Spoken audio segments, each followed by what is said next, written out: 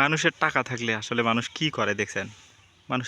মানুষ রাজার মতো কাজবাজ করে। মানুষ আগেকার মতো সম্রাট যেরকম রাজারা জীবনযাপন করেছে ওইরকম জীবনযাপন করে। দেখেন 400 কোটি টাকা দামের এই বাড়ি।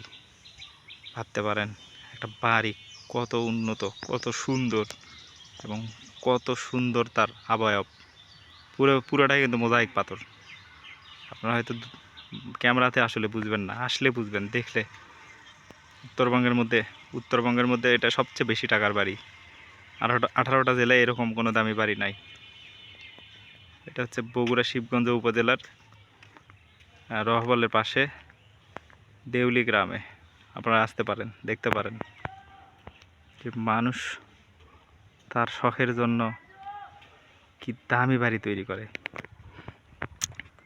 এখানে একটা গেট আছে, এই গেটের টাকা হইলে আপনার